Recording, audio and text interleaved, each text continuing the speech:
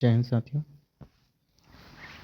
Definition complete करने के उपरांत हम जनरल पे आ गए हैं। Rule number 3 CCS conduct rule पे। पहले में हमने देखा कि इस नियम का क्या नाम है। दूसरे में हमने फैमिली की परिभाषा समझी और तीसरे में अब हम देखने जा रहे हैं कि गवर्नमेंट सर्वेंट को क्या चीज़ करना चाहिए। तो चलिए शुरू करते हैं। हर गवर्नमेंट सर्वेंट को हर समय क्या करना चाहिए, इसकी चीज़ जानकारी देता है हमारा रूल नंबर 3 कंडक्ट रूल्स का। तो पहला है एब्सोल्यूट इंटीग्रिटी, पूरी ईमानदारी, कोई बेईमानी नहीं करनी चाहिए। डिवोशन टू ड्यूटी, काम के प्रति पूरी निष्ठा और लगन होनी चाहिए। ऐसा कोई भी काम नहीं करना चाहिए सरकारी कर्मचारी को जो उसके गरिमा के खिलाफ हो, दैट इज़ अनबिकमिंग कंडक्ट नहीं करना। संविधान और लोकतांत्रिक मूल्यों की सर्वोच्चता, कॉन्स्टिट्यूशन और डेमोक्रेसी के मूल्यों के प्रति प्रतिबद्ध रहना चाहिए उसे। भारत की संप्रभुता और अखंडता की रक्षा, state security, public order, decency और मोरालिटी की रक्षा, उच्च नैतिक मानक और ईमानदारी होनी चाहिए उसके अंदर का। इथिकल कंडक्ट और ऑनेस्टी, पॉलिटिकल न्यूट्रलिटी, राजनीतिक रूप से तटस्थ रहना चाहिए। मेरिट, फेयरनेस और इम्पार्शियल रहना चाहिए। योग्यता के आधार पर काम। अकाउंटेबिलिटी और ट्रांसपेरेंसी, जवाबदेही और पारदर्शिता। पब्लिक रिस्पॉन्सिवनेस होना चाहिए उसके अंदर, खासकर कमज़ोर वर्ग के प्रति संवेदनशील रहे। कोर्टेसी और गुड बिहेवियर, जनता के साथ अच्छा व्यवहार करे। डिसीजन केवल पब्लिक इंटरेस्ट में, निजी लाभ के लिए नहीं होना चाहिए। कन्फ्लिक्ट ऑफ इंटरेस्ट का खुलासा, निजी हित हो तो डिक्लेयर करना और उसे रिजॉल्व करना। ऐसे फाइनेंशियल ऑब्लिगेशन न लेना जो ऑफिशियल ड्यूटी को प्रभावित करें। पोजीशन का मिसयूज़ नहीं, खुद, परिवार या दोस्तों के लिए लाभ नहीं पहुंचाना। मेरिट पर डिसीजन लेना, सिफारिशें भी योग्यता पर।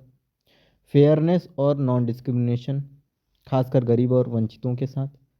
कानून नियम के विरुद्ध कुछ नहीं, इस्टेब्लिश्ड प्रैक्टिसेस का पालन करें। डिसिप्लिन और लॉफुल ऑर्डर्स, वैध आदेशों का पालन करना चाहिए। कॉन्फिडेंशियलिटी बनाए रखना चाहिए, खासकर सिक्योरिटी, सॉवरेनिटी, फॉरेन रिलेशन आदि से जुड़ी जानकारी के संदर्भ में। प्रोफेशनलिज्म और डेडिकेशन, सर्वोच्च स्तर के पेशेवर क्षमता होनी चाहिए। Supervisory duties and orders, supervisory officer की जिम्मेदारी, अपने अधीन कर्मचारियों की इंटीग्रिटी और डिवोशन सुनिश्चित करना। बेस्ट जजमेंट से काम, जब तक सुपीरियर का आदेश न हो। डायरेक्शन सामान्यतः लिखित हो, ओरल डायरेक्शन से बचना चाहिए। ओरल डायरेक्शन मिले तो सबऑर्डिनेट को लिखित कंफर्मेशन मांगनी चाहिए। अच्छा, लिखित कंफर्मेशन मांगने का मतलब होता है कि आपको नोटिंग पे उसे हर बात को अप्रूव कराना चाहिए जो भी अगला कह रहा है। एक्सप्लेनेशन बहुत महत्वपूर्ण, जो इसमें जो कर्मचारी समय पर काम पूरा नहीं करता और अपेक्षित गुणवत्ता नहीं देता, उसे डिवोशन टू ड्यूटी की कमी माना जाएगा। एक्सप्लेनेशन 2, कर्मचारी बिना ज़रूरत सुपीरियर से इंस्ट्रक्शन मांगकर अपनी जिम्मेदारी से नहीं बच सकता। चलिए 20 MCQ कर लेते हैं इस पे, ताकि ये रूल और भी हमें क्लियर हो जाए। रूल 3 किससे संबंधित है? जनरल कंडक्ट से। एब्सोल्यूट इंटीग्रिटी का अर्थ क्या है?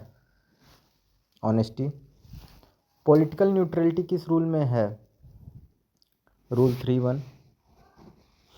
अनबिकमिंग कंडक्ट का मतलब है conduct against dignity of government servant. Decision किस आधार पर होना चाहिए? Public interest. Conflict of interest होने पर डिक्लेयर या रिजॉल्व। फाइनेंशियल ऑब्लिगेशन नहीं लेना चाहिए क्योंकि ड्यूटी प्रभावित हो सकती है।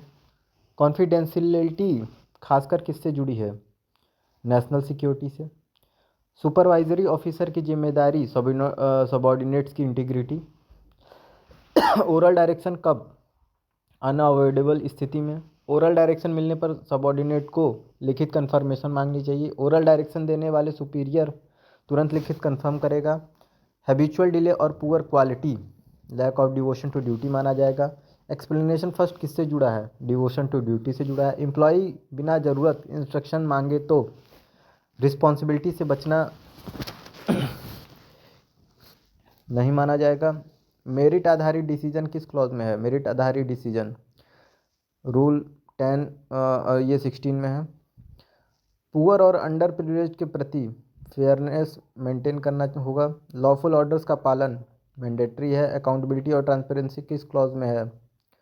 9th में। और लास्ट है आज का हमारा जो क्वेश्चन है, प्रोफेशनलिज्म और dedication highest degree required. Okay, thank you.